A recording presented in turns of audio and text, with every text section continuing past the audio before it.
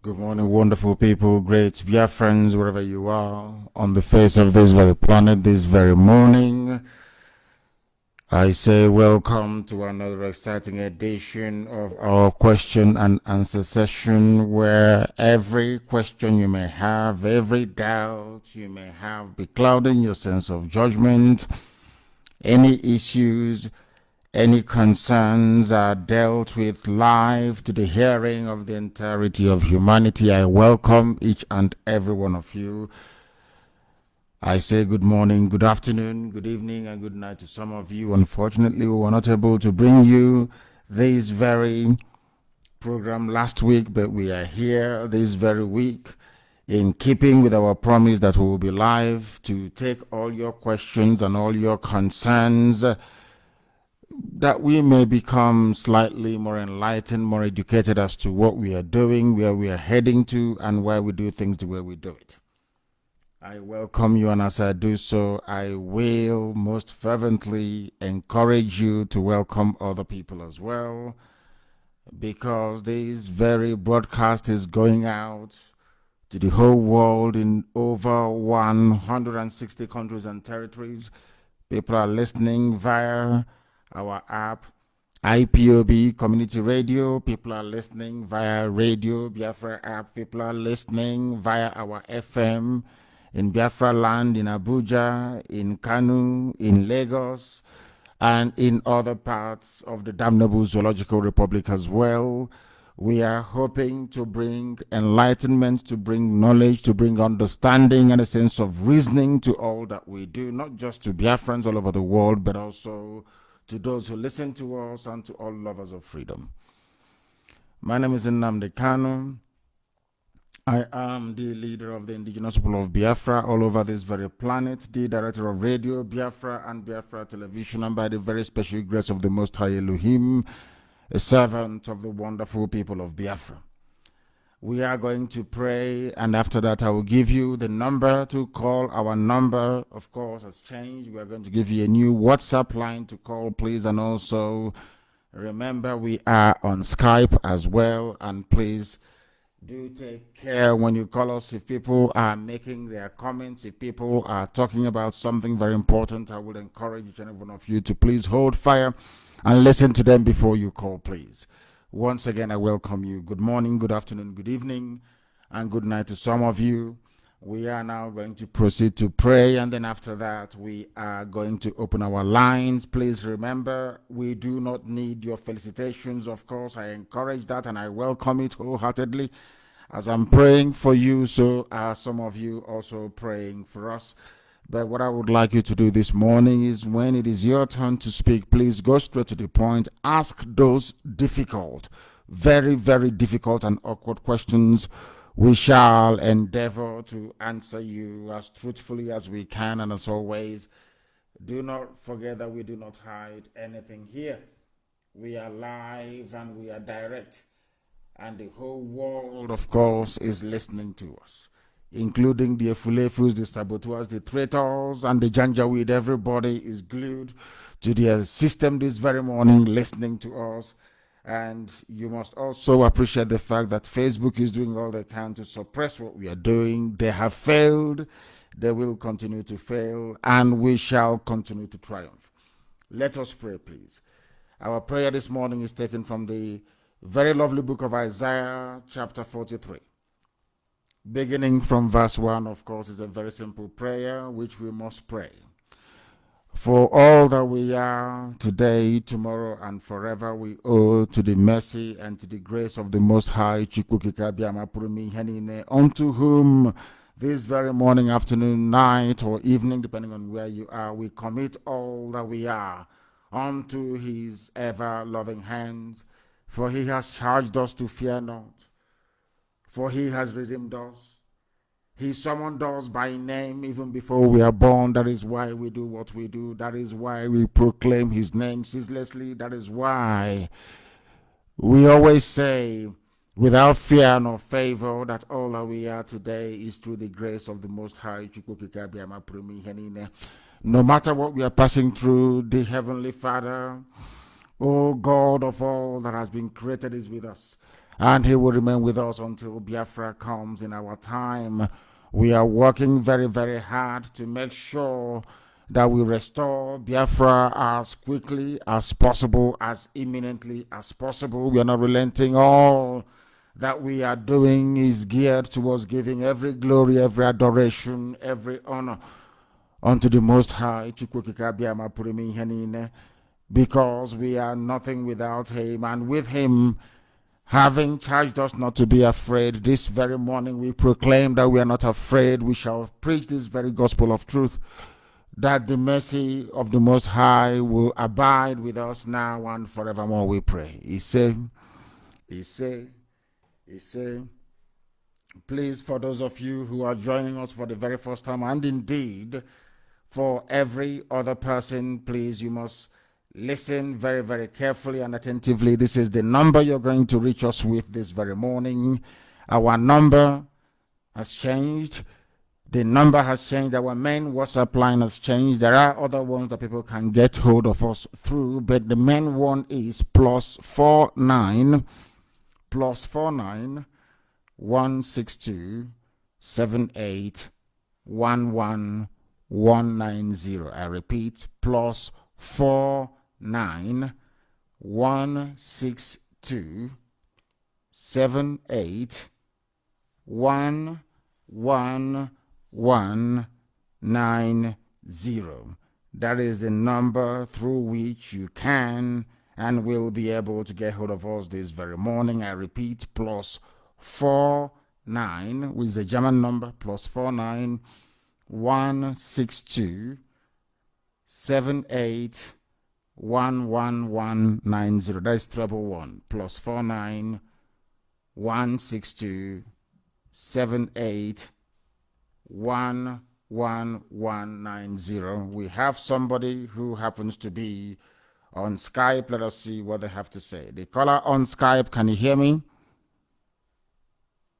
morning, sir. Good morning to you. Please give us your name and where you're calling from. My name is Uzoma Chima. I'm calling from Dubai. From Dubai, please go ahead. The whole world is listening. Go ahead. So I'm very happy to speak with you today. I've been calling to hear from you, but it doesn't be possible. But today I got to your call. Thank you, sir. So I want to ask, my question is, what I want to ask is that all these saboteurs that are being hindering our restoration of Biafra, if this Biafra comes and they ask for forgiveness and people say you should forgive them, are we going to forgive them? Because for me, as a Biafran, I'm not ready to forgive anybody. I want to know if you will be able to forgive them if they plead and people say you should forgive them. That will be left up to the people. As for me, I have no forgiveness in my dictionary when it comes to saboteurs. We are not going to forgive them because they know what they're doing. But I am of the opinion that most of them will return back to the Sahel, to the Janjaweed territory, to Arewa land, where they belong, because that is where most of their fathers come from. Most of them will go back to that very place, that I can assure you. But if it is to do with what we are doing, to be part of it, then believe you me, they can never ever be ever be allowed to remain in Biafra land. It is not possible because they are conscious of what they are doing and they are doing it deliberately. And let me also correct one misleading impression. They are not stopping us. They are incapable of stopping us. They do not exist. If you go to Biafra land today, you will see that they are nowhere to be found. You cannot see them on the streets anymore. Ever since we raised our flag, ever since the dragon banner has been raised, you don't see them anymore. They do not come out. They do not hold meetings anymore because they know what is in store for them.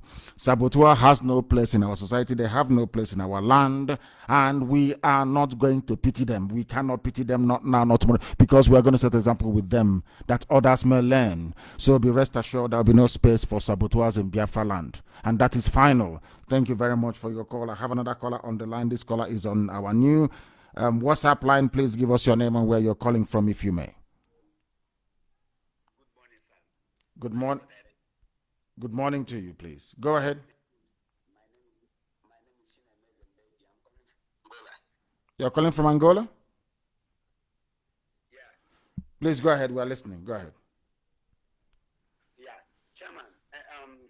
There are some certain things I want to put in mind because there are, you taught us how to reason. You understand? So the other day I was doing some research and there are some certain things I noticed because from the main fact we are told that it's the white people that bring church to us. You understand? But since I was born up to this very moment, there are two things I don't understand up to this very moment. That is, number one, there is a god or all these other gods we have in our local villages and all these deity. I have not seen anyone named after Shuku. I have not seen. We have many Shis, but Shuku is the only Kabiam. But the second thing is that I know that Amadi is a first son, and Yora is people's first son. So, what is there any gods they call Amadioha? Or are they trying to tell us that Amadioha means the first son that everyone likes? Because Amadioha, you understand? I want to know if there is any deity they call Amadioha. Because they used to say that Amadioha always justify is a god of justice. You understand? And Amadi means the first son of everyone. So I want to know, is that means that Amadioha have anything to do with Christ or a deity? No. Thank you very much. You've asked a very searching, a very probing question, which we are going to deal with this morning. Thank you very much for that, my dear brother. You're calling from Angola. Everything to do with every deity in our culture is as a result of fraud. It is fraudulent. Just like the way you have fake pastors today was how you had fake priests. Ojena Moore in those days, people who are the conduit, the Igwekalas of those days, people who were a conduit between the realm of the living and the spiritual. They became very corrupt, as you have corruption today in the church and in the mosques as well. People tried to twist the word of God.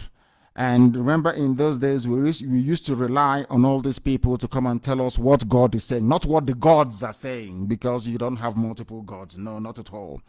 As you said rightly, you only have one Chuku, only one supreme God in heaven. And nobody bears his name. No deity can bear his name. It is not possible. All these deities were created just the same way that we have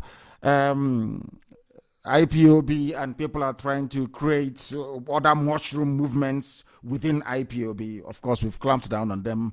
Was how it was in those days, very corrupt.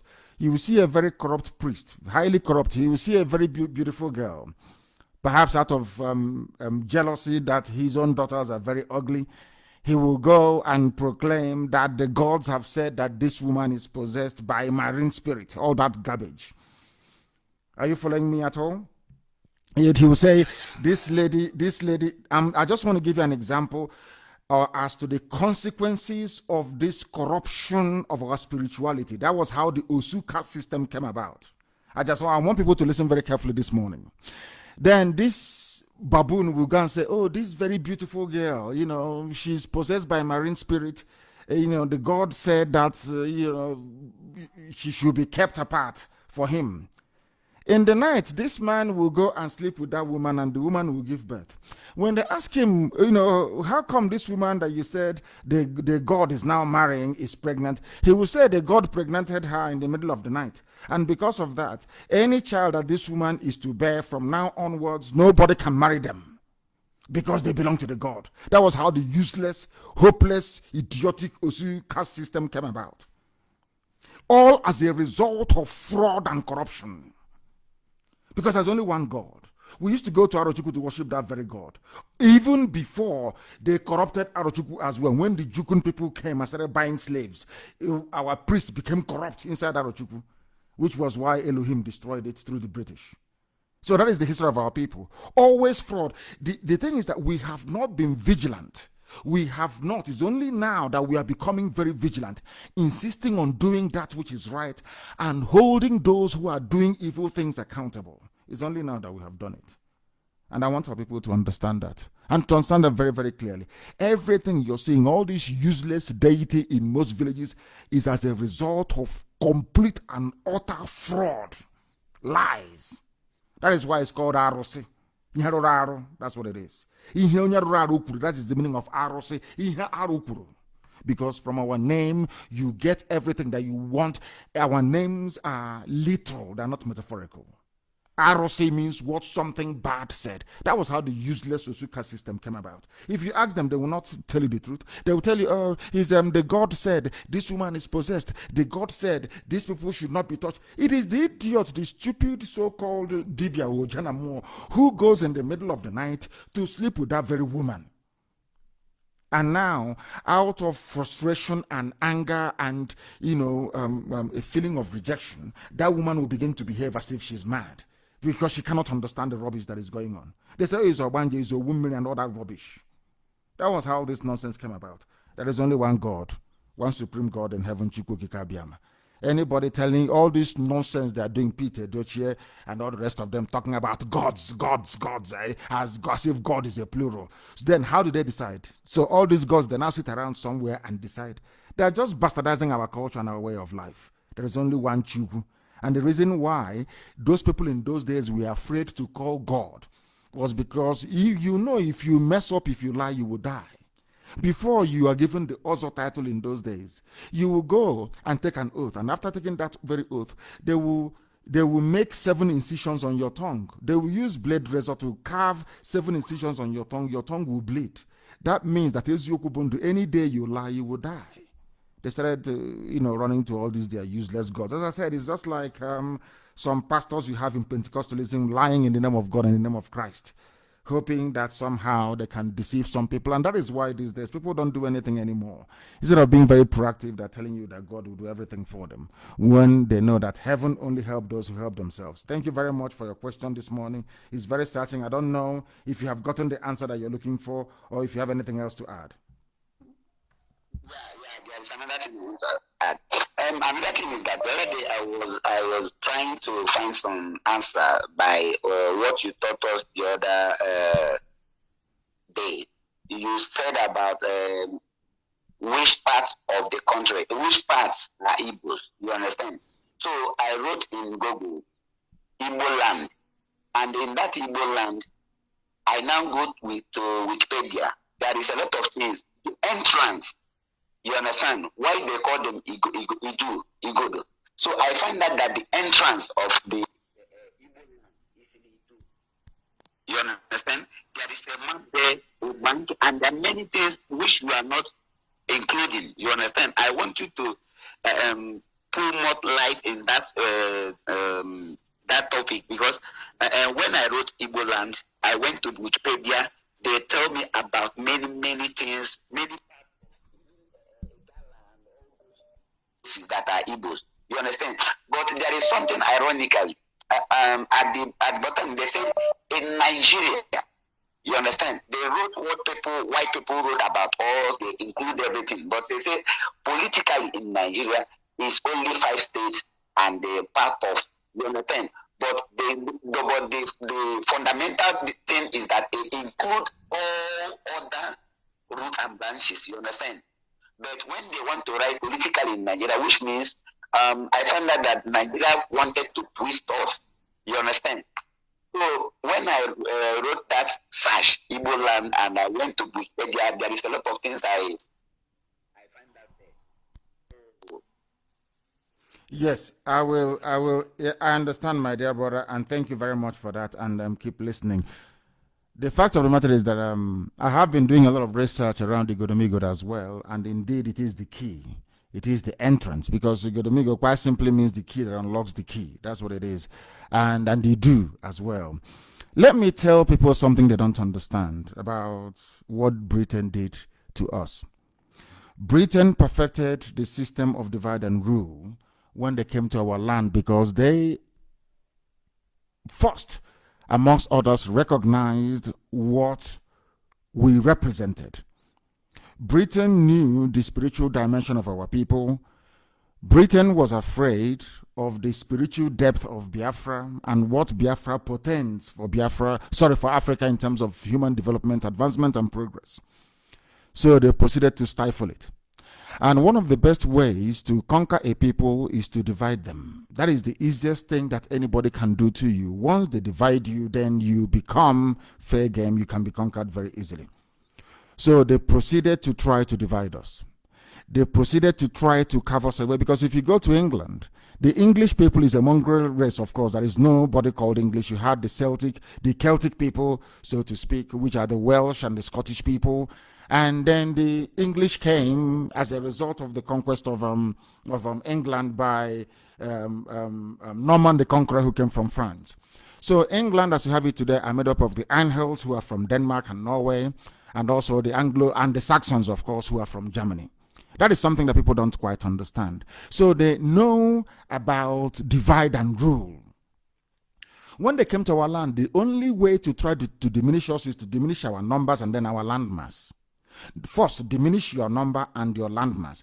We have established time and time again on this program that language alone is not the only determinant as to who a people are in terms of homogeneity. Now, given that that is the case, rather than looking for what I call the underlying attributes as to what holds us together as a people, the British went about exacerbating that differentiates us from one another, especially language. They know that the crown, the Benin kingdom that you have today, came from Yoruba land. They know it is alien, it is foreign. They understand that very well. So what they now did is to now give them what I call a disproportionate sphere of influence all the way to River Niger, to say that all these areas come under the influence of the Oba of Benin. They even tried to get into Onitsha as well, forgetting the fact that people existed before the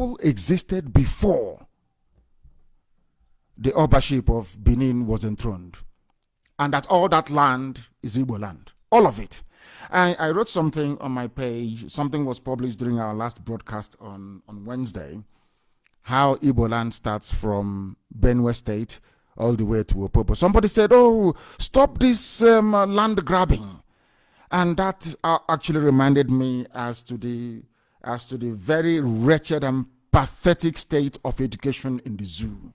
I said Igbo land is written very clearly. There are 3 Igbo-speaking local government areas in Benue State, part of the so-called North. My anger is not that we are being divided, we are being balkanized, we are being reduced every day in terms of our numbers and in terms of our territory. It is what the likes of Ohaneze has failed to do over the years. They call themselves intellectuals, most of them, but they don't love our people. They have not done anything to show any sense of, should I say, urgency in terms of addressing some of the very terrible things that Nigeria and Britain before them has done to our people. That is why you have somebody openly talking rubbish about how Igbo land is only 5 states. It's of the 5 states of the Southeast. And they keep perpetuating this nonsense over and over and over and over again. They know where Isoko people comes from.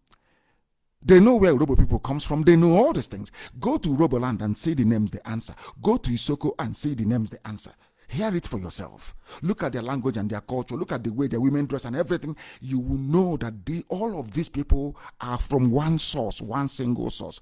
But we've allowed ourselves to be divided. When you go to an Ijaw man, he'll be talking rubbish, or a Ijaw woman talking absolute piffle, absolute garbage. And when you ask them, where are you from? They say, we come from, I think we come, one is saying they came from, is it Burkina Faso, is it Liberia? That's how foolish we are. So, all those years that Britain spent, and after them, Fulani Janjaweed spent dividing our people actually bought into it. And we bought into it because of our innate nature to self-hate. That is what we do very, very well. We do it very, very well. And these are the things that we are trying to reverse. And I'm glad to say that we have succeeded, or we are succeeding in reversing some of this nonsense. Thank you very much. Your call has been very, very amazing and illuminating. Igbo land starts from Igodo Migodo. I said Igbo land, Igbo IGP, or Igbo land starts from Igodo Migodo. Because it's the key that opens the key. Any day. That is why I have regard for our people, our sisters, and our brothers who are from Igodo Migodo, who were insistent.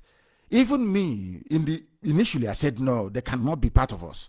Until I went and started researching, because I learn every day. The same way that I teach is how I learn every day. Every blessed day I study, I read. Every blessed day I want to learn more. Because only a fool will stop learning. Every day you learn. You may hold a position which, after a while, you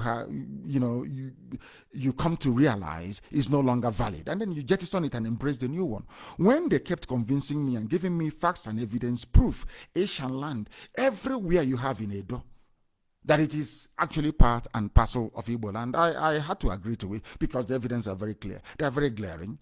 Is anybody disputing the fact that or the throne, the Benin throne came from Yoruba land? Is anybody disputing that? Nobody. Now they came from somewhere into Igodo Migodo, into Idu land. Who were the people in Idu land before they came? Just like somebody telling me Mongo Park founded River Niger, as if we're a bunch of idiots. How about the people that live in Obaru? How about those who live at the banks of the river before even the white man was created? So these are some of the nonsensical ideas that we need to jettison and embrace the truth. And the truth is that Igbo land is far more bigger than they give it credit for. And the reason why they keep shrinking us every blessed day, now they have confined us to only 5 states, is because they want to divide and rule us, and they have succeeded. And their agents in Ohanese and the so-called governors that you have are the ones actually perpetuating these very, should I say, injustice, so to speak. Thank you very much for that. Thank you very, very much.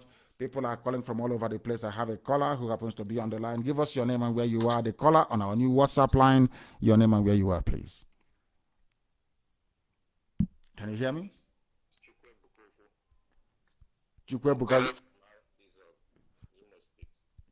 you're calling from around this work. Please go ahead. Chukwebuka, go ahead. Mazi, nothing much.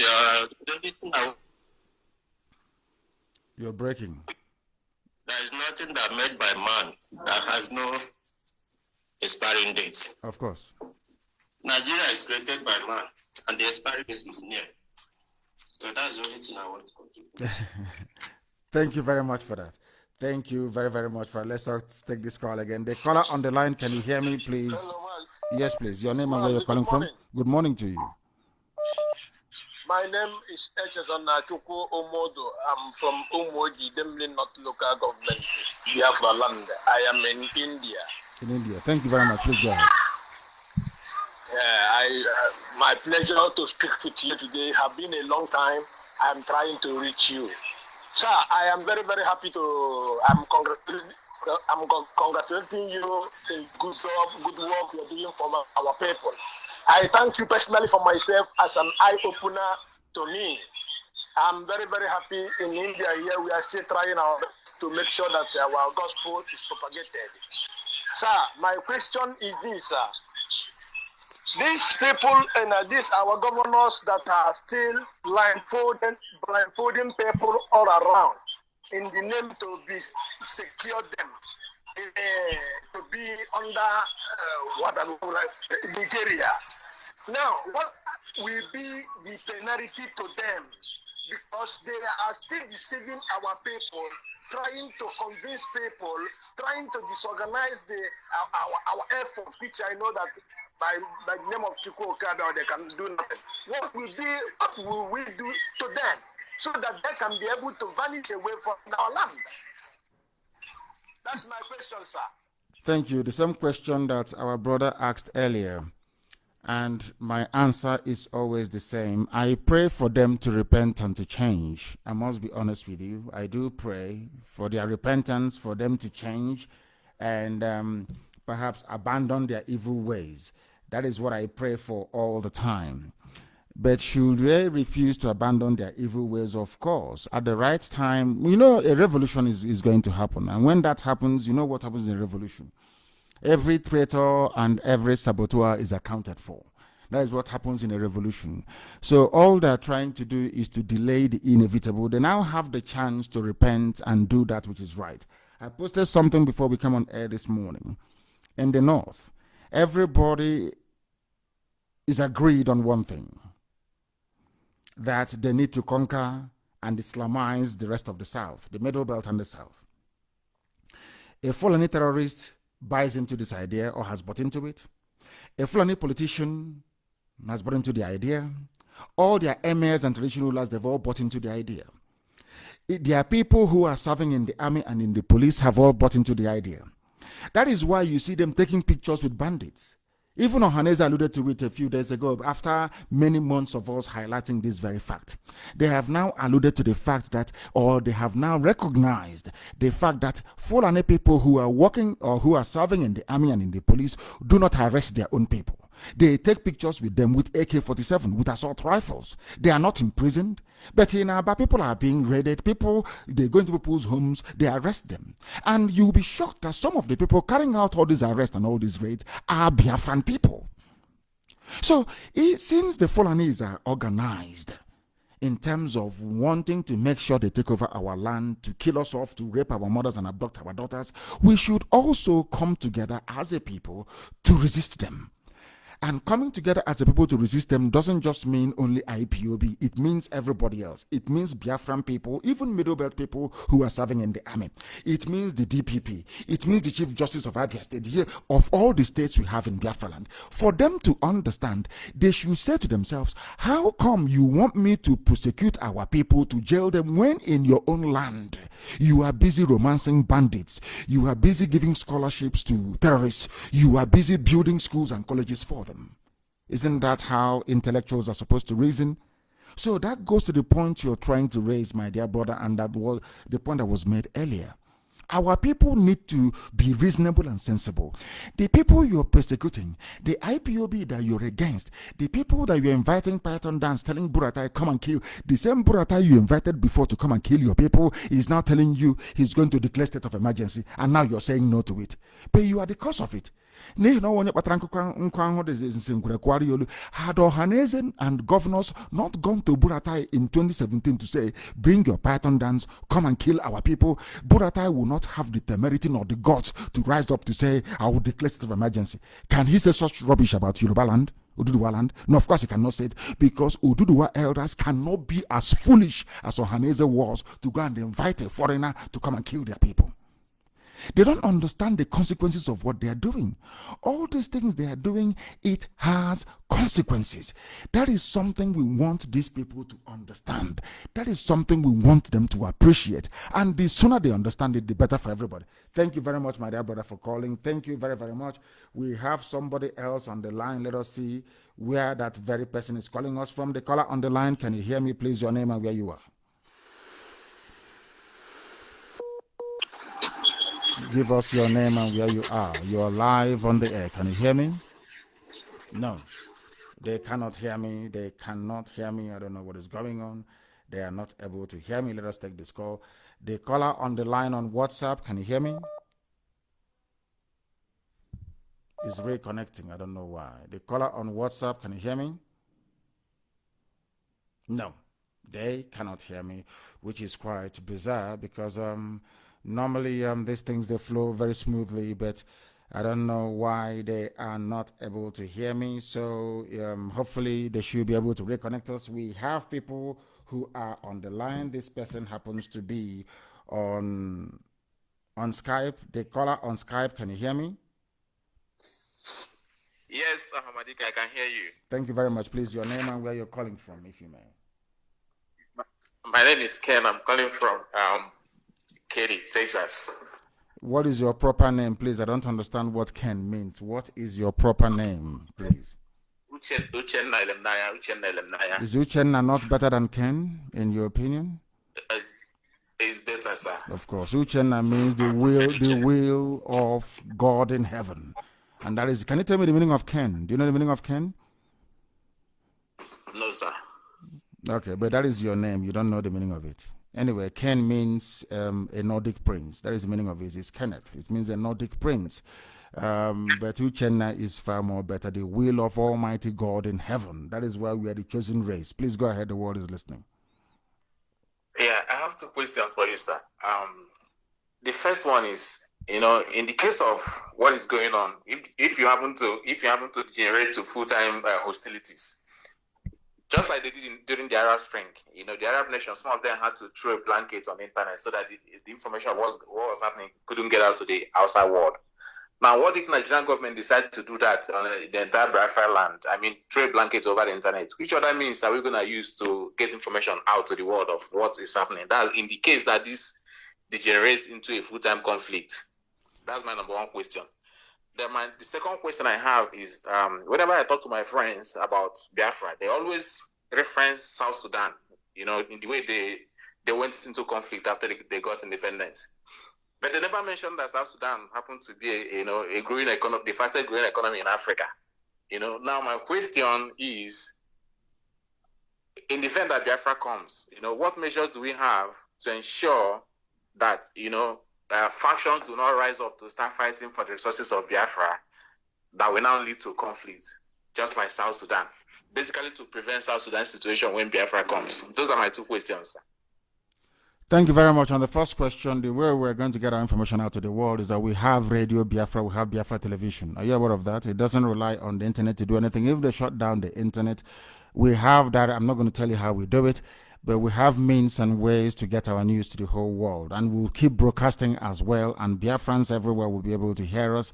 It doesn't depend on anything to do with the zoo. It is via satellite. Only if they're going to go and shoot down or take down every orbiting satellite within Africa. If they cannot do that, which they cannot do, then our information is going to come out. That is number one. And then number two, people talk about this, it's very lazy, useless people who do not understand history. These are poor students of history. Where are you, if I may ask? You are in America, is that correct? I'm in America, yes, sir. Which is the greatest country in the world right now? America, of course. Did America fight a war or not within themselves or not? They did. They fought a civil war. They even fought the British. They fought, After fighting the British, they even fought themselves. Did that stop America from becoming? Yeah. Did that stop the USA from becoming the greatest country in the whole world right now? No, sir, I did not. Is what is happening in Sudan, according to what you said earlier, which is of course is correct. Can you tell me who has the fastest growing economy in Africa? South Sudan. Is there any family you can go to in the world right now where there is nobody quarreling another person? No. Even in your family, are you telling me that everything is very peaceful? Even husband and wife, they quarrel, don't they? They do.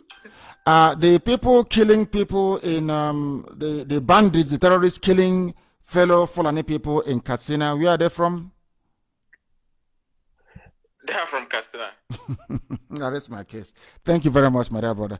You've asked a very intelligent question, and I believe we have answered it very, very intelligently as well. Thank you very much, and try and become part of the IPOB family, and God bless you too. May Chukwu bless you immensely. I have a caller on the line. I don't know if this caller is capable of hearing me on Skype. Can you hear me? The caller on the phone, can you hear me? I can hear you. Please, good morning to you. Your name and where you're calling from? My name is Mazi Christian Ikechukwu. I'm from Enugu State. And where are you calling from? But I'm calling precisely in South Africa. From South Africa. From South Africa. Please go ahead. We are listening. Please go ahead. First of all, I want to greet all my brothers and sisters, IPOB family. Also with you, Mazi. You have tried a lot to us. I started following you as of 2012 to date. So I believe that I have captured one or two things ever since all this war. Thank you. But all I have to say right now is that when you come to all this in life, imagine even Jesus Christ have a Judas. So out of 12, there is a Judas. Then we calculate how many people living in this planet. So you bring out each 12 one. Each 12 you bring one saboteur, so you find out that we have millions of them. So our people have to understand that we have a lot of saboteurs. So but we don't allow the saboteurs to discourage you, unless you don't know what you want. Like somebody like me, I always go to what I want, and I believe that I know what I want, honestly. So I really appreciate, at least for the first time to get you. Last time you picked up my call, maybe network will eventually cut it off, but as well, I really appreciate your good work, and I believe that Chukwu Okobiama will continue to bless you and bless every IPOB family. Ise, In the name of Ise, thank you very much for your beautiful, beautiful prayers. Thank you very much for that. I have another caller on Skype. Can you hear me? Your name and where you are, please. Good morning, Madike. Good morning to you. I have two questions and one encouragement. Go ahead. My name is Mecha Slaughter from UK. Number one question is, this our brother Yoruba, our brothers Yoruba that are evangelizing, I saw their list of the people that they said belongs to them. The Ishekiri is one of them, and Ishekiri, I believe, is our own. Yes. So how come they are claiming them? They are not. They are entitled to lay claim anywhere, but do not forget that eventually, or in the end, Ishekiri people will go to the ballot. They will go to the polls, and they will decide where they wish to belong to. Don't forget that. Anybody can make any claim of anything, but during the debate, during the campaign, for the place beside that will determine where Ishekiri will belong to, then all the evidence we have at our disposal will be ventilated for the world to see and to hear. And then Ishekiri people will decide where they want to go to. It's as simple as that. That is why democracy is very beautiful. Allow the people to decide. We are not going to join issues with anybody, but eventually Ishekiri people will decide where they wish to belong to. Igodomigodo will decide where they wish to belong to. Nobody's going to force anybody to do anything, because we are going to practice pure, unadulterated democracy. The will of the people will be paramount at all times. Next question, please. Thank you for that. Yeah, the next question is that, and now, every time you are broadcasting, you tell us that you tell the British. I want to know, is it in writing, or have you gone to them, or is it the broadcast that you believe that they are listening to? Because if I have held meetings, let me answer you. I have held meetings and I've also written. So it's not about what I broadcast. What I broadcast is for the consumption of Biafrans and lovers of freedom all over the world. When I say I am telling or I have spoken to, that means I have written, I have held a meeting with them. And you have, and you still get a reply from the written ones? Yeah, of course we get written replies from them, which is we want, we will continue to engage the Nigerian government about perceived human rights abuses, but in the main, we encourage and we want Nigeria to remain one, which is for their interests, understandably so. Yes. The next one is, this evangelism. I have seen that what your broadcast have been doing a lot. I've seen all these people, the middle belt, coming to realize what they have done and what they are doing, which they have repented. Then I've seen the Oduduwas, because this evangelism, what you are doing, I don't think is, maybe we are, we are saying we want Biafra, but this broadcast will make people to understand that they will even pull out from the Nigeria before us. So which is very, very good. Then now I said this one that they have just done in London here is heard everywhere. What I am encouraging, what I want you to do, please, even if it is not this 1st October, any other day, or even do more before that time, let every place that the Biafrans are, let us evangelize there. Come out en masse and do the evangelism, so that if people do not see us, not be ones. People will begin to ask these people, who are they? What do they want? Thank you. Thank you very much. You have made a very compelling argument, and that is what people don't understand when they say to us sometimes, what has IPOB been able to accomplish? What have we done with our agitation? These are the things they don't understand that we have been able to accomplish. If not for what we are doing, do you think that people from the Middle Belt will rise up and say that they are sorry for the role they played during the war? Of course not. These are the things that most people don't appreciate, the level and the depth of work that we have done and will continue to do. Thank you, my dear brother. You've raised a very important point. Thank you very, very much. And we shall see what we're going to do in order to encourage what the Oduduwa people are doing. Thank you very, very much for that. I have a caller on the line. I wonder if this very caller can hear me. This caller, can you hear me? The caller on the, no, they cannot hear me. The caller on WhatsApp, can you hear me? Yes, I can hear you, sir. Good morning, sir. Good morning to you, my dear brother. Your name and where you're calling from?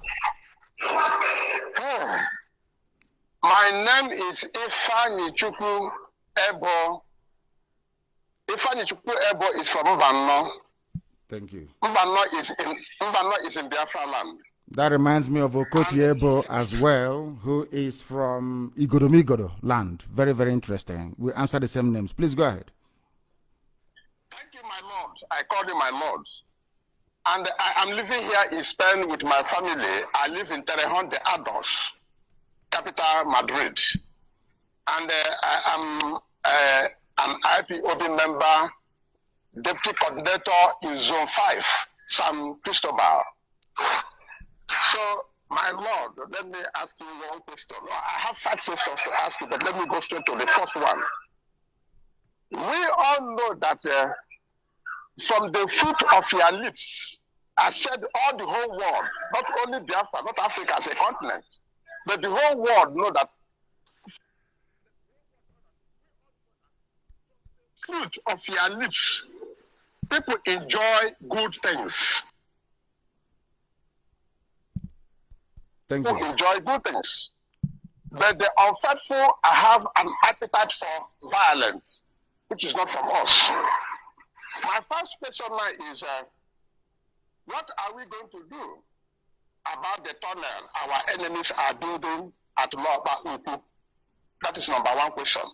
Should I go to the number 2, or you ask this one first? Or let me answer this first. We have responded to Mietiala, and we have told them, made it very clear to them in no uncertain terms that we would not allow any illegal presence of Fulani terrorists in our land. That includes Lop Anta or Lop Ugu. Very, very clear. We are making it abundantly. Let me tell you also something that people don't know. Do you know they sent Nigerian zoo soldiers to Lop Ugu to go and protect the land they have forcibly taken from the villagers? Some of you have seen our mothers protesting in and around that very area. Everybody has seen it. But as I said, is when you have a compromised leadership on the ground, as you have with your governors and also your Haneze, this is the type of nonsense you get. They sent Fulani soldiers to come and guard Fulani land grabbers in Imo State and in Abia State. Very, very sad indeed. Of course, we are not going to put up with that rubbish. As I've said before, they should go to the townships and rent houses the same way we do when we go to the north. Or they can buy land in the township and build.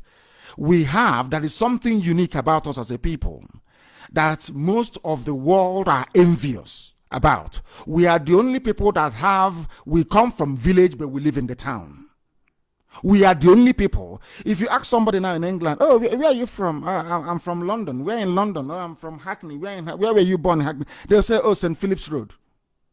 Who comes from St. Philip's Road? We don't come from St. Philip's Road. I come from Isiama Faruku. These are the things that our people don't even know what we have. We have township, where we can live and work and do all of that. But we have our village where we come from. During Christmas, during celebration, during New Year Festival, we go back to our villages where we come from. That where our umbilical cord is buried. That now, let's say you live in a street in a town somewhere, and you live on the 17th floor of a condominium, of a block of flats. Backyard is concrete. Outside is tarmac, is main road. And you gave birth to a child in that block. Where are you going to bury the umbilical cord of that very child? We send it to our village where we come from. That is who we are.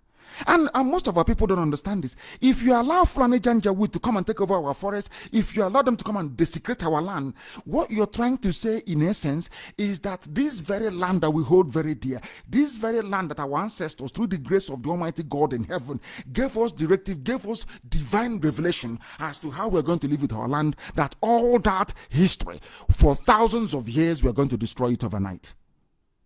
People come from Lobuku, from Lobanta. Their umbilical cord will need to be buried there. That is our culture, is who we are. And then when you go there's Janjaweed living there. What sort of nonsense is that? We can't have that rubbish, please. We're not going to have it. Please go ahead. Please go ahead with your second question. Go ahead. Thank you, my lord. My second question is about the zoo passport that is in our possession. Because one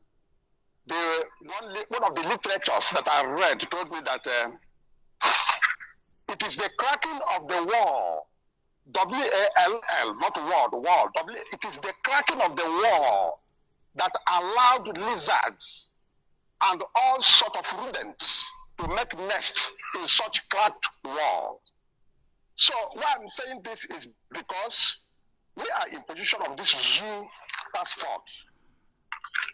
How do we do? Can you use that your power which God has blessed you with and discuss with the authorities in diaspora so that they can give us a temporary document and for us to release this zoo passport and get it done? In case of any infringement, if we want to use document to solve our problem, that temporary can be able to help us before the real passport from the Biafran will come. That's my second question. God bless you. And bless you too. Thank you very much. Thank you for that. If you find, in some countries, you may find the use of an identity card. The passport of the zoo you're holding doesn't mean anything. It's an identity card. That is what it means, just an ID card. It doesn't mean anything. When Nnamdi Azikiwe was fighting the British, he had British travel documents. That didn't stop him from fighting British to liberate, of course, the people he thought were his people, but today history has taught us something completely different. Kwame Nkrumah had British travel documents. Patrice Lumumba had the travel documents of Belgium. It didn't stop him from doing what he's doing. Nelson Mandela, of course, had the travel documents of South Africa. Funny enough, that didn't stop him from doing what he's doing, because Nelson Mandela traveled and met our father, who is Nnamdi Amechi. Mbazulika Amechi housed him, even in our land. So I don't want to, place so much emphasis on this passport thing. You can decide to become stateless. You can decide to become stateless. You can destroy your zoo passport to become stateless. And then the UN where you are will guide you as to what to do. But if you need it to move about to travel, it's just a travel document. It doesn't mean anything. It doesn't mean nothing. It doesn't confer any special citizens or citizenship on you. It's just a mere travel document of convenience that you're using to move about and to stay where you are. Thank you very, very much, my dear brother. I have a caller who happens to be on Skype. Give us your name and where you're calling from, please, if you may. No, please. I have a caller on the line. Can you hear me? This caller is on Skype. Can you hear me? Good morning, Mazi. Good morning to you. My name is Nnamdi Chuku. I'm calling from Germany. Thank you very much. Go ahead. So, Mazi, I have just one question. I don't want to waste a lot of time. Go ahead. So, and my question is, I just want to know for us that are in diaspora, because we are there. You have a lot of soldiers that are in diaspora that are just waiting for anything that will happen in the Zoological Republic or Nigeria. You know, so what I'm trying to ask is there anything that that have been putting together for us in diaspora on how we can coordinate ourselves if something happens in Nigeria, if it happens today that in Biafra land war breaks out? Because there are a lot of us who are ready already, if anything happens in Biafra land, that we are going back home to fight that very war. Because sometimes when I talk to people in Biafra land, like my brothers or relatives, they always say something. They always say this word that we are in Europe, we just run our mouth. Why don't we come to Nigeria where the thing is happening? So that is why I'm just trying to ask if there is anything that have been putting together for we that are in diaspora on how we can coordinate ourselves should in case if something happens now that war breaks out. Nobody knows what may happen tomorrow in Biafra land. So we can be ready here already to go back home and join those people that are already at home to fight that very war. Thank you. Thank you very much. Thank you. You said there are people who say, oh, you're in Europe and you're running your mouth. Can you ask that same baboon where they were when we shut down Onitsha Head Bridge? Where was this idiot when people wore Biafra regalia and traveled from all over the world in solidarity when I was in detention, and we are landing at Murtala Mohammed Airport? Where are these idiots? Is it, the thing about Ifulefu and traitors, that they're so foolish. They are so foolish. They are only concerned about the next gossip. They never look back. So all the rallies, when I was at Ekulobia, where was this idiot you are talking to? Where was the fool you are talking to? Maybe you should, limit the circle of friends you have. Perhaps that way you can get rid of some of these idiots and fools that you have looking around and talking all manner of rubbish. Their mothers were impregnated by Fulani men. So what do you expect them to say? They want our land to be taken over, and that is not going to happen, not under my watch. It won't happen, and they know it. They know it's not going to happen. So what you need to do, my dear brother, is to go and join the nearest IPOB family. Things are happening there. That is where we tell you what we are doing. That is where you are going to do all you can to support this very effort we are making to restore Biafra. Thank you very, very much for your call. Thank you for that. I have another caller on the line. This caller, can you hear me? Good morning, sir. I can hear you. Good morning to you. Your name and where you're calling from, please. Yeah, my name is Igwe Emmanuel. I'm calling from France. From France. Thank you very much. Please go ahead. Okay, I have just one question, and I also have one thing to say. My question is, since we know that the Fulanis are coming in our land with the help of maybe the governors and the politicians, why can't we start taking them, using one of them as an scapegoat, so that the rest of them we learn from one person? So why can't we take one of them off? Why? Because I know once you give the order, maybe anyhow you want to give the order. Once you give the order, we will do something to take one of them out. So why can't you give the order so we will take one out so that the rest we learn? I prefer to do what Yeshua did, which is to keep praying for them to repent. That's what we do. But we have raised our banner. I want you to go and study what it means. In the medieval times, what it means to raise the dragon banner. Go and study it very well. And then you will understand what shall become of all these people. Thank you very much for your call. Thank you very, very much for your call. I believe I have another caller who happens to be on Skype. Give us your name and where you're calling from, please. Thank you, sir. Good morning, sir. Good morning to you. My name is Uwa Sophia Obaze. I'm calling from Norway. From Norway. Thank you very much. Sir. Yes, sir. Sir, I want to ask you very, very difficult question. Good morning, everybody, lovers of freedom all over the world. My name is Uwa Sophia. Of course, many of you know me. Sir, please, you know that tomorrow is Edo election in Edo State. And the name is Igodomigodo, fraudulent call Edo, which is Ado from the Yoruba land. And Oba of Benin said they have already ring it, of course we know. And you know the meeting Oba of Benin called a week back. He said in case if it happened to be like a Jonathan and Buhari issue, that Obaseki should say congratulations to Imam Pastor Izeyamu. So, sir, our boys, of course, they will rise up and fight for their right. Of course, I believe that 100% or 98%. So, for example, they ring the election and our boys, because Migodo is the key to Biafra land, 100%. We know they argue that one, and our people are ready.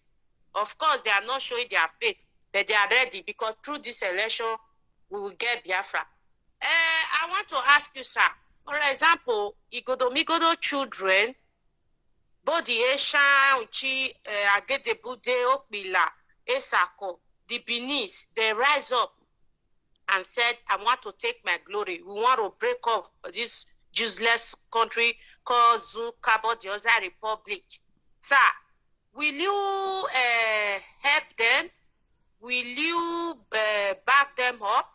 Because all of us, we are fighting for the same thing. You understand? Although many of them are not joined IPOB. They are not in IPOB in that zone.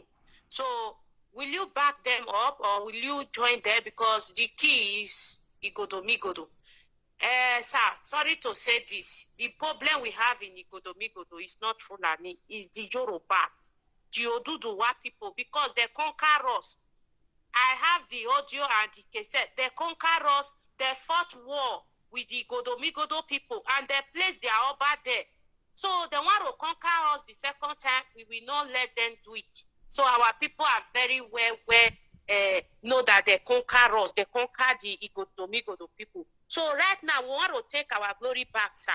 If they start and be fighting the Yoruba Janjaweed, the Lebino Janjaweed, will you support them?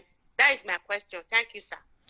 Thank you very much. If I can support the Middle Belt to be free, if I can support Oduduwa to be free, why won't I support my own flesh and my own blood? And before any Efulefu begins to talk rubbish, go to your village and look for a man who is over 80 years old and ask them what their fathers said to them or told them about the war of the Idu and Oba, which is the Igodomigodo war itself. So it is there in our folklore for people to avail themselves of. I will support our people in Igodomigodo land with everything that I have. And I will also encourage other people as well, not just in Biafra land, but elsewhere, to be free. Because we know the result of the election is Yamu, the imam, the pastor imam, is going to be declared the winner. We know that for sure because APC wants to take the state and they will take it. That is what they do. And then in the next couple of weeks, I'm sure they will ask you to go to Ondo to go and vote as well. And in 2023, they will ask you to vote. And all our exercises in futility. We all understand that the only thing we need now is a revolution. We need a change of not just the way we govern ourselves, but the way we reason as well. I thank you very much, my dear sister, for your contribution and continue the hard work you're doing. Igodomigodo is Biafra land and nobody is disputing that at all. If you're in doubt, go and ask an elderly man in your village, Ogo Idunoba, that saw the enthronement of an Oba in Iduland, Igodomigodo. It is there in history. Some of you don't know history. We cannot help you. Let us take this call. I have another caller who happens to be on Skype. Give us your name and where you're calling us from, if you may.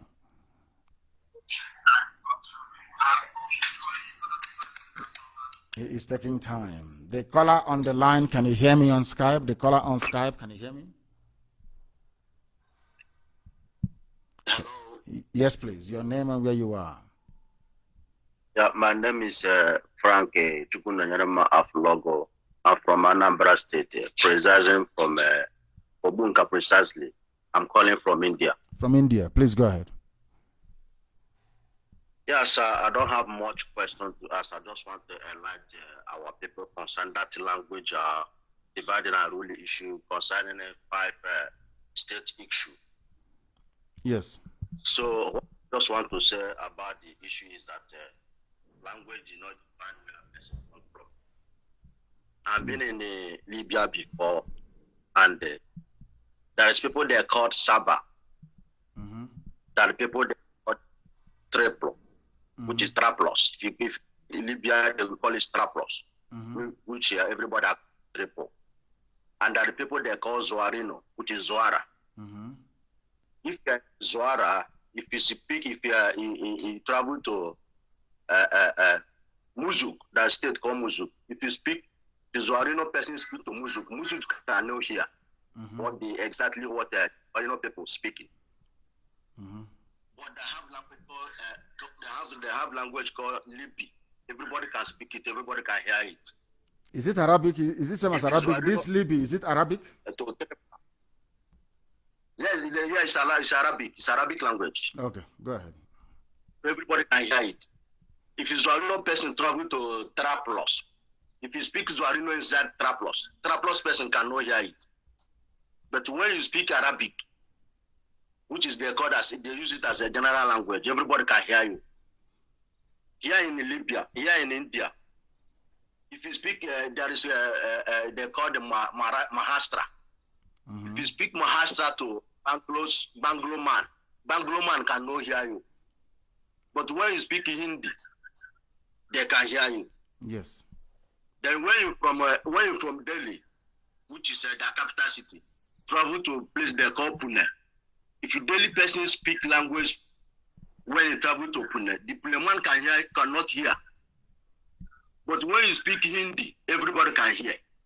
So I don't know where people get all this about language, or those 5 states. If you don't speak Igbo, which means you are not Biafran, so I don't know where it's they rubbish. get all this. It's pure bunkum. It's people who are not educated, my dear brother. These are people who are not. As I said before, if your orientation is from the zoo, especially from the zoo education system, you are in very serious trouble. You are running on a deficit. You don't know anything. If you ask somebody now, thank you very much for that clarification regarding Libya. If you ask somebody now about Egypt, they will tell you that Egypt is an Arab country, but originally it wasn't Arab people who were there. The Muslims conquered Egypt. I think it was about 639, 646 AD. So the people you see in Egypt today are not actually original Egyptians. But if you go there in Egypt, you will see them. They are the dark-skinned people, the Phoenicians of old. You will see them there. Our people, we know we don't in Africa. We don't know anything. We don't study. We don't love history. We don't like reasoning. We don't like enlightenment. I've asked black people before, why do you think that Europe is preeminent? When I say Europe, because Europe gave birth to Canada, Europe gave birth to USA, Europe gave birth to Australia, to New Zealand. All the advanced countries of the world are from Europe. And I keep asking black people, do you know why Europe is preeminent in the advancement of humanity on this very earth? Do you know why they're always at the front? A black person doesn't understand it. The reason is because there was this thing we are doing now on Radio Biafra was done in Florence, in Italy, during the medieval times, as Europe was coming out of the Dark Ages. They held a conference. At that very conference, I think it was organized by the Medici family. I'm not too sure. I need to go back and check it very well. In Florence, in Italy, they decided to subject everything that they do to the court of reason. In other words, if you want to do something and it's not reasonable to do it, you don't do it at all. No longer superstition. These are the people that wrote the Bible. But they said that Bible is making us too superstitious and too foolish. Let us come away from this superstition and come to reason. As soon as Europe embraced reason, they became number one in the whole world till this very day. Now you understand how they roll. Our people need to go back to school to study very well. Black people are not we are not educated, honestly speaking. We think that education is certificate and degrees. No, it doesn't mean that. It means the ability to reason, not just by one person, but by a collective. The entire group needs to make sense. The entire people together. That is why in Black Africa you have individual brilliance. You can have the Okonjo-Iwealas of this world. Individually, they are very, very brilliant, very, very smart, very intelligent. But collectively as a group, bring them together as a group of intelligent men and women, you see them floundering all over the place because they are not enlightened. It's called enlightenment. The ability to submit yourself to superior reasoning. When somebody convinces you with a superior argument, you accept it. Not going back and say what happened in 1972. And you've been convinced or put straight. You go back, oh, what happened in 1967? No, we should stop reasoning that way. I have a caller on the line. This caller is on our new WhatsApp line. Give us your name and where you are, please. Your name and where you are. The caller on WhatsApp for the last time, your name and where you are. If you say hello one more time, I'll cut you off. Your name and where you are. Yeah, my name is Anele Chisimenu Kenya. I am calling from South Korea. From South Korea. Go Hello? ahead. Yes, I'm listening. Go ahead, please. We are listening. Go ahead. From South Korea. Yeah, I am from Abia State, Umahia, basically Oboyo Bibere. My leader, I have something to say. Go ahead. I don't have too much of time. Since 2012, we are inside this struggle. Why not to declare something can make you bring Biafra now, but we're not wasting time again? No, I cannot do that, and I will tell you the reason why. The emergence of Biafra has to be an organic process where we take people along, not just taking them along in their conviction that freedom is a good thing, but in the way they reason, in the way they think, in the way they apply themselves, and also how disciplined they are. You said since 2012, we have been preaching Biafra is now to declare something again. Again. That is the problem we have as black people. In 2012, we were preaching on this very platform, and very late that very year, IPOB was formed. 2013-14, I taught the world. 2015, I was arrested. I was incarcerated for nearly 2 years. I was incommunicado because I was sick and recuperating and making my way to Israel on the 3rd year. So all these years we've been together, for 3 years, I have been out of circulation, so to speak. Now listen very carefully. You are trying to educate. Listen, getting Biafra is the easy part. Sustaining the model that we have in mind is going to be very difficult. In order for us to make it easy for us and for everybody else, we need to enlighten, we need to educate. Look at all your governors. Look at Ohaneze, for instance. Look at those that reside in Lagos and in Abuja. Look at all the battles we are having to face with the Fulefus and the saboteurs everywhere. Do you think that all this resistance should not be overcome first before we make any declaration? Or do you want us to make a declaration now, and the Fulani colonial masters that you have now, those who are colonizing the Ohanezes of this world and your governors, those who are appointing governors for you, they will make our life hell in our land using these people as proxy. Don't you know that? Sometimes our people, you need to trust us, we know what we are doing. Our march towards freedom is unstoppable. But each step of the way, every step we take, every move we make is for a reason, is for a purpose. And eventually and ultimately Biafra will come. I share your impatience. I want it to be today, tomorrow. But the Sabos cannot be there as we are marching into the land of freedom. It is not possible. And somebody could have said to Elohim in heaven when the Israelites left Egypt, why don't they just take a straight route from the northern land of Goshen all the way, just cut across and jump into Gaza and then into the promised land? Elohim said, no, because you won't appreciate it. I'm going to take you on a detour, on a longer route. And eventually they got in. And eventually they fought their way in. What I want us to be doing right now is to be asking ourselves, what are we going to do to support this very effort that we are all making to restore Biafra? Because Biafra is very imminent. Looking at the zoo, do you think the zoo will survive the next 12 months? Is that what you think? It cannot survive it. They will bribe. You know, when we say these things, they go. All they do is that they go to Hanez and they give them money. They go to the governors. They say, don't worry, you'll be the next president. And the governor goes to his village and says to his village, what IPOB is doing is going to deny you your right, because I'm been lined up to be made the president of the zoo, Nigeria. If you allow IPOB in this village, it means that I am no longer going to be the president, and none of you here will be senior special assistant. You're not going to be looting money as the Fulanis have been doing. These things are very, very powerful and very persuasive argument to some people. So these are some of the things we are seeking to overcome. We went to war in '67. There was no global media outreach. This time, the narrative is different. We went to war then with nobody being able to tell our story. Now it is different. We went to war being demonized by Britain and by Fulani Janjaweed and by Yorubas and Middle Belt. Of course, that is the truth. They demonized us. Nobody can rose up to speak on our behalf. But today, is that the case? Today, Middle Belt has apologized. Today, Oduduwa is asking for their own freedom. Today, everybody have realized that Igbo man is not their problem. Today, we even know that Igoromigoro is Igbo land. So it is now becoming very clear to all of us. And had I declared Biafra in the year 2017, would all these things have emerged? It wouldn't have. So sometimes we know what we are doing. But let us not forget we are under the supreme guidance of heaven itself.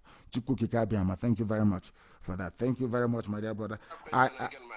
Go ahead then. I was born in Maiduguri, yes. in Buni, Borno State. Yes. I know how these Fulani people are. I know how they are behaving. Because I bought in their hands before I left them.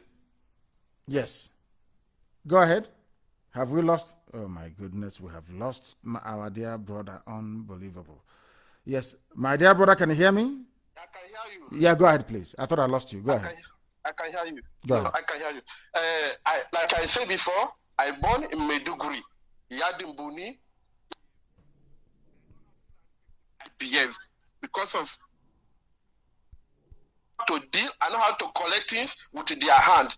Because of to collecting Biafra like this system we are going, I don't think these Fulani people can give us that Biafra easily. Fulani like is not going to give. Listen to me. Listen very carefully. Fulani cannot. It is not in their gift. It's not in their power to give us Biafra. But we must, in all that we do, in everything that we do, there are what I call very, very basic, internationally acceptable standard we must adhere to. That is something we keep forgetting. There are some basic standards we must adhere to. I don't want us to make the mistakes of the past. Ojukwu went to Aburi, discussed or negotiated restructuring and came back. The zoo government led by Gowon reneged on it.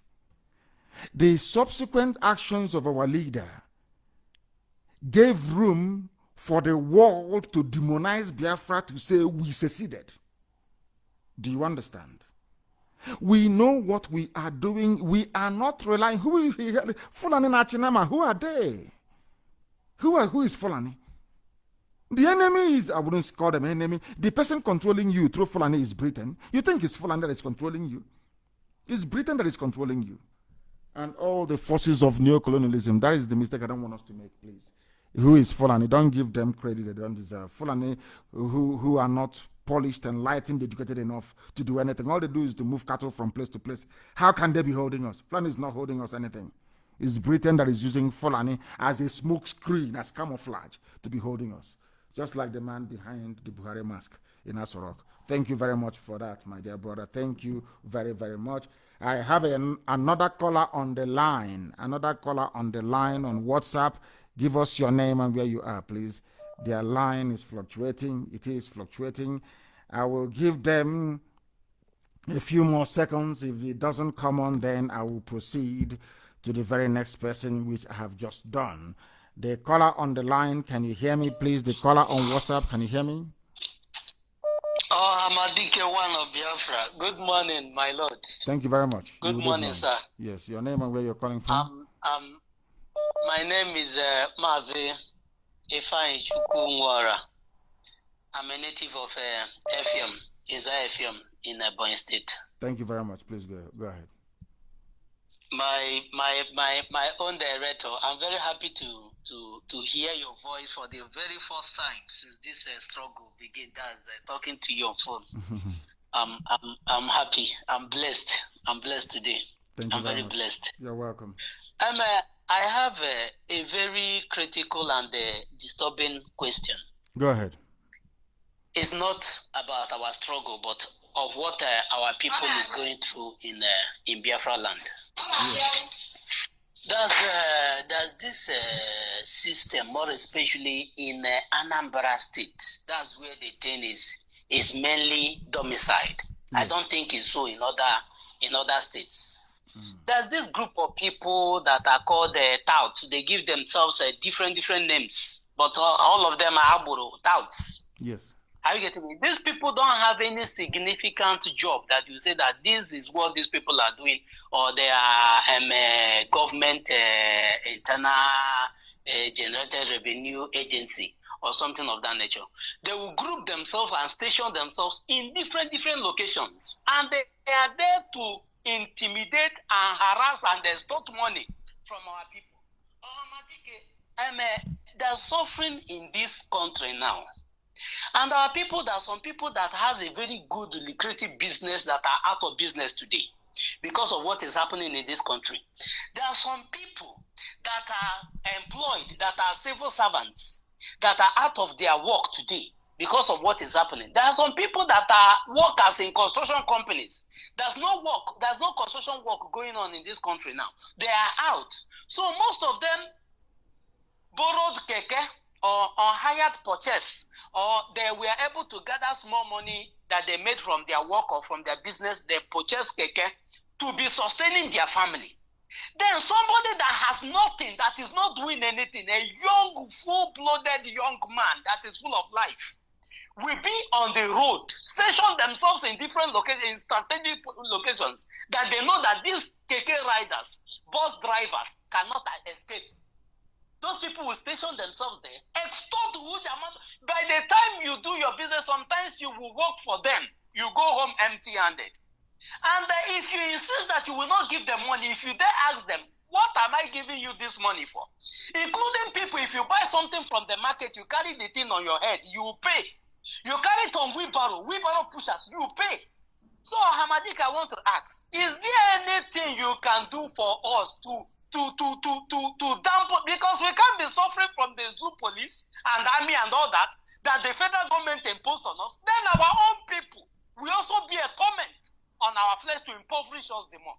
Most of these keke drivers and bus drivers and all of them, many people are even afraid to go out to do a legit business to sustain their family because they are afraid that these people can even kill you if you refuse to give them the money. They will beat you to stupor.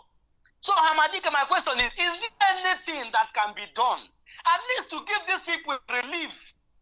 To give these people a relief, these guys need to look for something to do. If it's that keke, they should go and get their own and ride. That thing they are doing is not a job. They are destroying the life of our people. Please, Hamadika, I want to know, is there anything that can be done to relieve us from this mess? Because I know this can be in Biafra land. It won't be. Thank you very much for that, my dear brother. But I wanted to listen very attentively, please, and everyone else around the world, if you've joined us this very morning. Now, listen very carefully, please. Those people you call touts and agberos, and they charge you money in the market when you buy something, they stop the keke and they take your keys and they make your life a misery. Do you think they fell from heaven? You may not know this. They were set up by the same people you voted for or you claim you voted for. They are called men of task force, either from the governor's office or from the local government area. That is why they can do anything they like and they get away with it. It is the culture of politics in the zoo. Some of you have forgotten that the dumbing down of educational standards in the zoo, the shutting down of industries in Biafra land, the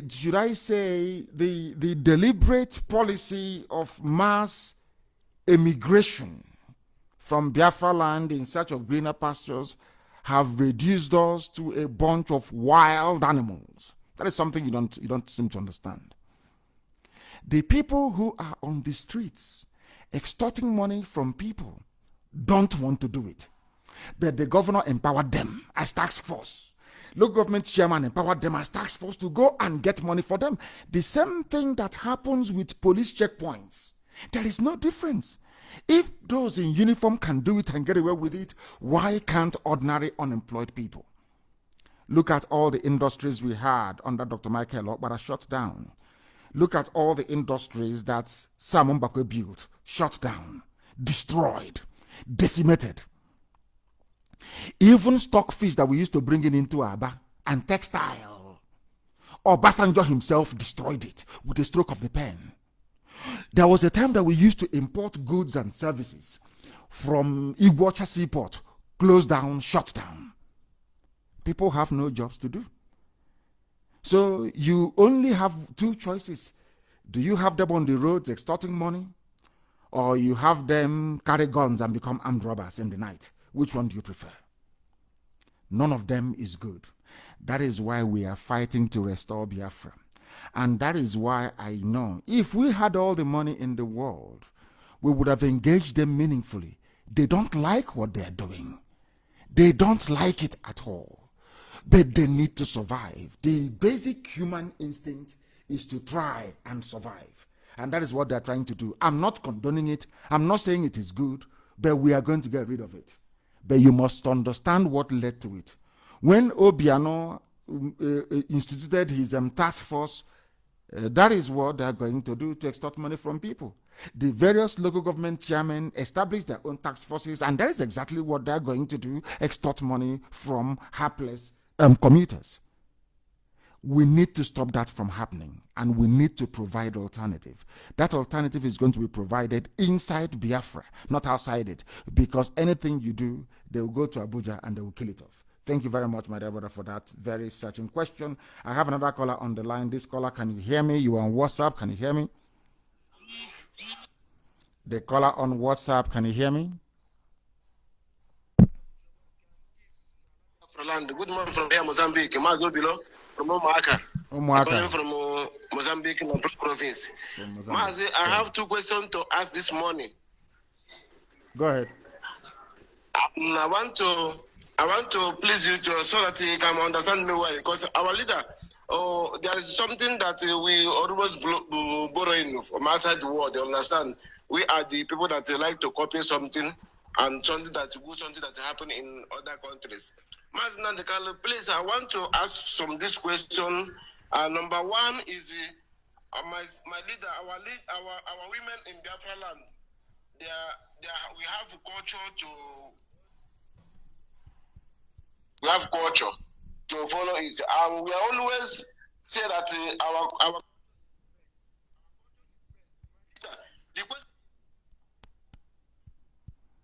mothers home and Biafra land.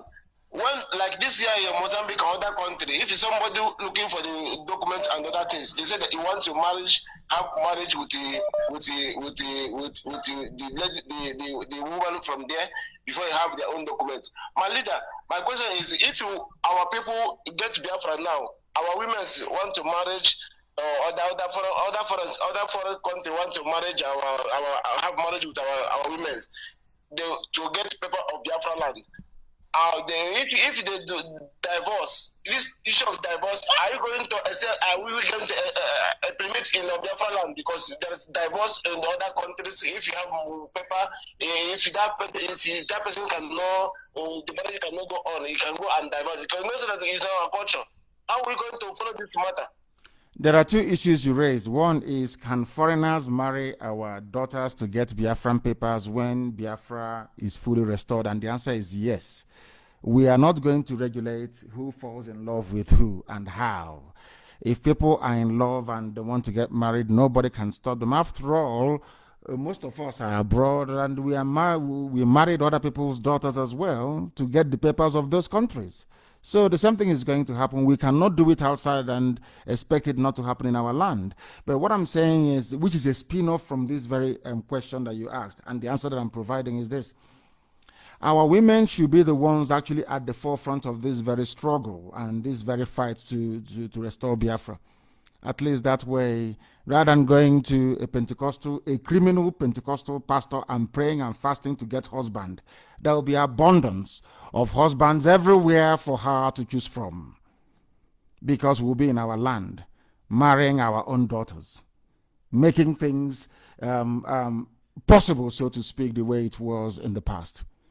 That's what I have to say about that. And about divorce, if there are some things that the state cannot regulate. And Biafra land is not going to be an interventionist state where the state has to decide what happens in a marital home. We're not going to do that. If people want to get divorced, that's entirely up to them. If they want to stay together, that's entirely up to them. But the states will try to support the family as the very basic unit.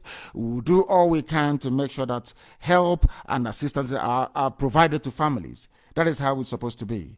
And, at least to help reduce the occurrence of divorce here and there. But apart from that, we are not going to tamper, to regulate, or to intrude upon people's homes. That is not the job of the state. That is the job of the family and the extended family, and we allow them to deal with it. Thank you very, very much for that. Thank you for that.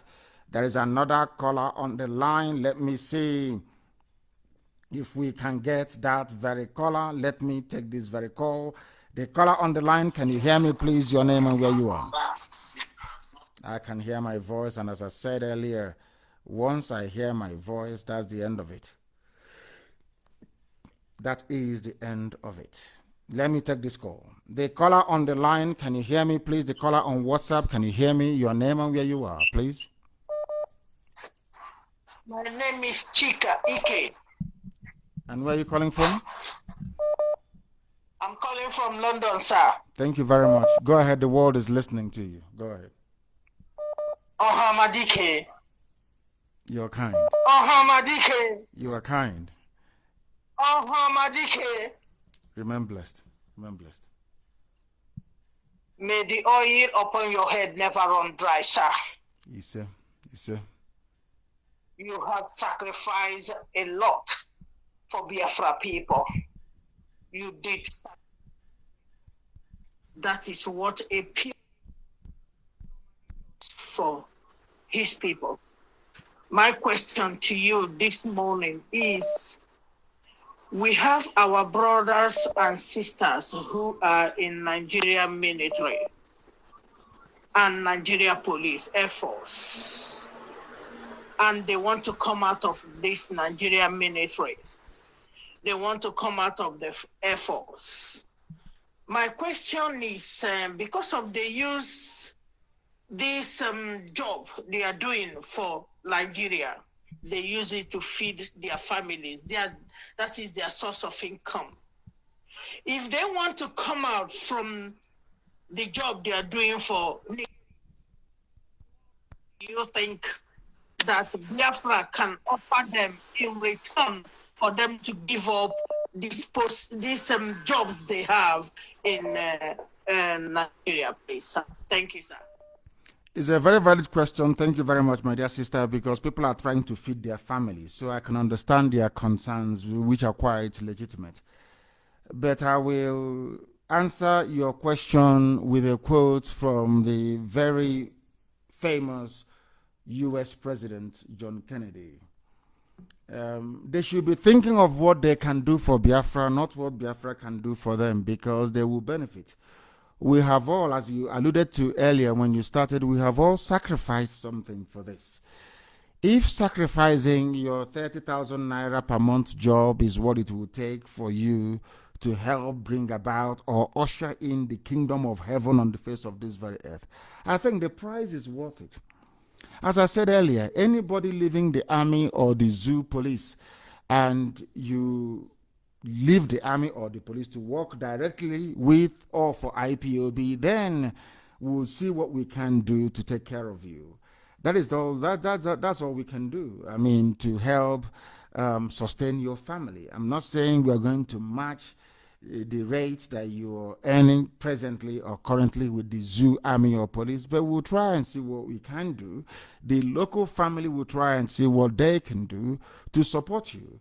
That is what we are going to do, because the Biafra we are fighting for is for everybody. Nobody's having fun in the zoo in Nigeria. Nobody's having fun. Everybody wants to get out. And so do we.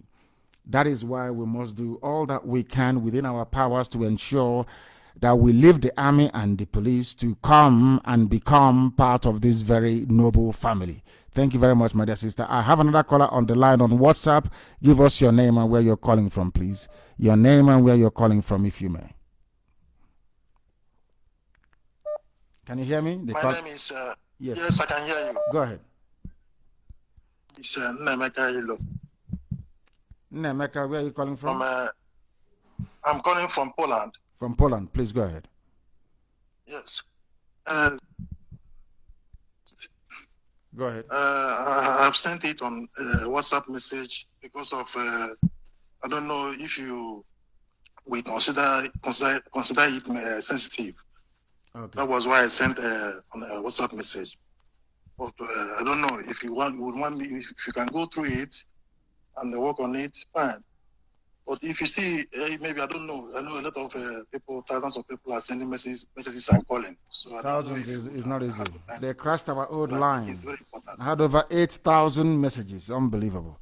Thank you very much. Yeah, Thank you. so I'll go through it. Do you have any question to ask live on air? You know, just the contribution, because I think it's sensitive. So that is why. But I think if you can have the time, I'll go through it. I promise you that I will go through it. I will go through the messages. I will go through it. That is a promise. I promise you that. Thank you very much, my dear brother. I will go through your messages, and if there's anything for us to implement, we'll implement it from there. Thank you very much. The caller on the line, can you hear me? Your name and where you are. The caller on Skype, can you hear me? No. The caller on Skype, can you hear me? The caller on Skype, can you hear me? Hello. Hello, good morning, sir. Good morning to you, my dear brother. Your name and where you're calling from? My name is Nnamdi. I'm calling from Lagos, Nigeria. Thank you very much. Please go ahead. Madike, good morning. May God Almighty bless you, and may God continue to protect. All our prayers on your head will be fulfilled in Jesus' name. Madike, God bless you. You have done more than enough that we Igbos, we don't deserve your Hamadike. God will continue to bless you. Hamadike, this morning I come with let me put it in this way, a kind of contribution for the this forthcoming October 1st. Hamadike. Yes. I want us to put more awareness on this, because the life of our children matters a lot, because there are a lot of we're in Nigeria, there are a lot of attacks, a lot of terrorist attacks, as in plant attacks coming up, or a serious one. Even recently, a few days ago, my brother left Lagos to Abuja, and during that week, there are a lot of attacks, as in full and bandits attacks, very rampant in Abuja. And now they have pointed many states, even Rivers State, pointed many states that they are going to seriously attack. And no one knows when this attack will take effect. It can happen during the time of maybe any marching of whatever useless independence, remembrance, or whatever that we do. So I want us to say more on the as this issue, create more awareness so that our people will remain at home. We sit at home. Let all the Biafran land be silent. In fact, let everybody just enter house, cook a soup, cook anything you feel like, eat and enjoy yourself. Let our children never come out to risk at their lives, because Nigeria don't deserve die or lose any single person for Nigeria. Thank you very much. Thank you very much, and well spoken. Thank you very, very much for that. And let me reiterate this very morning, every coordinator in Biafra land, every principal officer of state, every servant of the wonderful people of Biafra must ensure that there will be no market on the 1st of October. Nothing will happen, not even churches, no mosque, nothing whatsoever. There is going to be total silence across the entire land of Biafra, because there is nothing to celebrate about the zoo. The zoo have brought death, misery, mayhem, poverty, and impoverishment to our people. And that day, our silence will speak for us. It will be so loud that the whole world will not fail but to understand that we are fed up with the zoo. There will be no marching. I am telling parents in Biafra land, do not kid your children or dress them up to come out to march for Fulani Janjaweedism. If you're celebrating 1st of October, you are celebrating Fulani mediocrity. You are celebrating British neo-colonialism. You're celebrating poverty. You're celebrating deprivation. You're celebrating Mietiala terrorism. You're celebrating banditry, and you're celebrating idiocy. And we're not going to have that in Biafra land. So parents, be warned. Do not send out your children, because there will be terror attacks in Biafra land, planned, orchestrated, and executed by Mietiala terrorists in Biafra land. They are there now in place. Some of them are even in the army and the police as well. Do not risk the lives of your children. Biafra land will be empty and very silent on that very day. Markets will not open. Markets will not open. Nothing will happen on October the 1st. Very, very important. I have a caller on the line. This caller is on WhatsApp. Can you hear me? If you can, your name and where you are, please. The caller on WhatsApp, can you hear me? No. The caller on WhatsApp. I can hear you. Thank you. Your name and where you are, please. Good morning, Amadike. Good morning to you. I'm calling from Scotland. From Scotland. Give us your name again. You're calling from Scotland. Give us your name again. Abel. Abel, yes. My full name is Chukwuemeke. Thank you. Please go ahead. Yeah, I want just to use this opportunity to appreciate you for the work you've been doing. Thank you. Go ahead, please. You've really opened our eyes. I'm originally from Delta. Yeah. So you've really opened our eyes and our mind of what we've been hearing. So a lot of things that we don't know before, you've really opened our eyes. So I just want to thank you very much. Thank you. Thank you for that. Thank you for your call. Thank you for your call. I have a caller now on WhatsApp. This caller, can you hear me? Sorry, on Skype, rather. On Skype. Can you hear me? The caller on Skype, can you hear me? No, they're not there anymore. The caller on Skype, can you hear me? Hello? Yes, please. Your name and where you are. I can hear you, sir. Yes, your name and where you're calling from. Yeah, my name is Kelechi Oham. I'm calling from Netherlands. From Netherlands. Go ahead, please. Yes, sir. Sir, I don't want to waste most of our time because I know so many people are on the line. There's something I really want to know, and I think some of us will also want to know that about former President Goodluck Jonathan. I don't understand that man. I don't understand because you're not alone. Me too, I don't understand him. You are not alone in misunderstanding him. I don't understand him either. I can understand. I can understand the first lady, President Jonathan, but I don't understand Goodluck Jonathan. Go ahead. Yeah, because he whose house is on fire cannot chase rat, and many things are happening even within his own region. As a former president, he have never said anything. We don't know where he belongs, and I think the way we see saboteurs, I think is the same way we see him too. I wouldn't go that far. I think that he's misguided, as his namesake was, Nnamdi Azikiwe, Dr. Azikiwe was, who happens to be his namesake. They are misguided. All this, they are one Nigeria rubbish, trying to play the good guy, trying to show that they are detribalized, all that junk, all that garbage. Never paid anybody. He never pays. He'll be forgotten, very quickly forgotten. Maybe he'll be remembered as being a very tolerant and a decent human being. Nobody's saying that Jonathan is an evil man. Of course he's not. Jonathan is a very nice, decent, honorable man, but he hasn't got the liver nor the heart to lead the nation. He doesn't have it. He doesn't have what it takes to serve his people. It's the same old rubbish. It's just like you will get one of those mzuko that you have of Igbo people in Lagos or in Abuja claiming that, Al-Haji is their friend. They want to build one Nigeria. And when you ask them questions about the same one Nigeria they claim they want to believe in, you see them floundering all over the place. So Jonathan is actually... is a very big mistake, to be honest with you. He's not strong enough. We need people who are patriotic, and he's not one of them. As Sabu, of course, he's not. Honestly, that's what I wanted to clarify, because it's good that we know where he stands, and we know also where to place him, because he's one of us, and if he's in the side of saboteurs, we have to know. If he's not in the side of saboteurs, we also have to know, so that when the time comes, there's time of reckoning. Jonathan is not a saboteur. He's just misguided. The emergence of Biafra and those who were against Biafra emergency. Of course.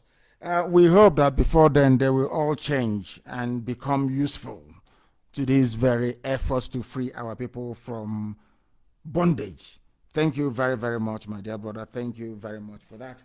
We have the time now is approximately, I think it's about, say, nearly 10 minutes to the top of the hour, 10 minutes to 9 a.m. in the blessed land of Biafra. There is another caller who happens to be on WhatsApp. Can you hear me? Your name and where you are, please. Good afternoon to you. Good morning to you from here. Your name, please, and where you're calling from. My name is Okebaram Chedozi. I am calling from Greater Noida, India this afternoon. Thank you. Mazi, I would like to thank you for what you have been doing for us and your consistency. I always draw strength from there. Mazi, please permit me to make this announcement to our people, to Biafrans living in India. This announcement is on behalf of IPOB National Coordinator in India, Ms. Mazi Okechukwu Okwi. We are advising every IPOB, every Biafran living in India that wants to join IPOB to hasten fast and do so. The people in charge is 8800133187. I call it again, 8800133187. So Mazi, this morning I have a question that has been bothering me, because if I can refer to what is happening, especially in the USA, where we understand that there's civilization there already. There are people, there are blacks in USA who are fighting for the liberation of blacks in USA as well. But the fact is that these people are not able to understand how deep fighting those that are fighting against them. So this morning, like let me use this young woman. Her name is Candace Owens. Yes, she's a conservative. I've been following her for some time. Mm-hmm. So this woman has an agenda to open up the eyes of the young black people in America to understand what is going on and how they are being used, how their rights have been taken away, and someone will come and rob you. What am I going to say now? Like give you chaff, claiming that he's doing enough for you, while the person that is doing the right thing for you, making you to be an enemy to that person, I'm fighting. You understand? So I want to refer that to Biafra land. Like, this is what I call battle phase 2. Because after Biafra is achieved, there are these people amongst us who doesn't understand what Biafra means, who don't care, or they don't process information the way it's supposed to be. Because from my own view, I understand that the reason why you teach us, the reason why you're doing this program, not only to liberate Biafra, but to also to liberate our level of reasoning, to also up our level of reasoning, so that we can reason to some level of standard, so we can have some level of standard in our reasoning. But these people, we have them amongst us. They are our people. We can't chase them away. But these set of people, whenever you look at them, not that they are saboteur. So listen, they don't care to know. All they want is doing their own thing. So I want to ask, do we have anything structurally? If we can have blacks in USA today doing this against people that want to liberate them, do we have any structural form of trying to liberate our people? Because you started this, and we know what you have put in to doing and liberating some of us, which has been little enlightened today. We are still going, yes. Do we have anything in place more to do or to give? Yes. To make sure that our people come out of this bondage of low reasoning and low level of processing information? Thank you. Thank you. I welcome that. Thank you very much. Low reasoning and low level of processing information. Very, very critical. Very, very critical. We need to understand. That's why I speak the way I do. I'm a very big fan of Candace Owens. I am a very big fan of hers. She's a conservative, and so am I as well. I don't massage people's idiocy. I tell you things the way they are. The blacks in America, they're fighting a wrong battle. I say that all the time. They are fighting a wrong battle. What they need to do is to join hands to liberate Africa. By liberating Africa, they need to start with Biafra. Once Biafra is free, they will have some measure of, should I say, respect and class, because then there will be a country in Africa they can reference and say that this is actually a very good story as to how we have come, how far we have come, where we are going, and the fact that we can actually feed ourselves and make meaningful contribution to advancement of humanity and mankind in general. Right now, black people cannot boast of that anywhere in the world.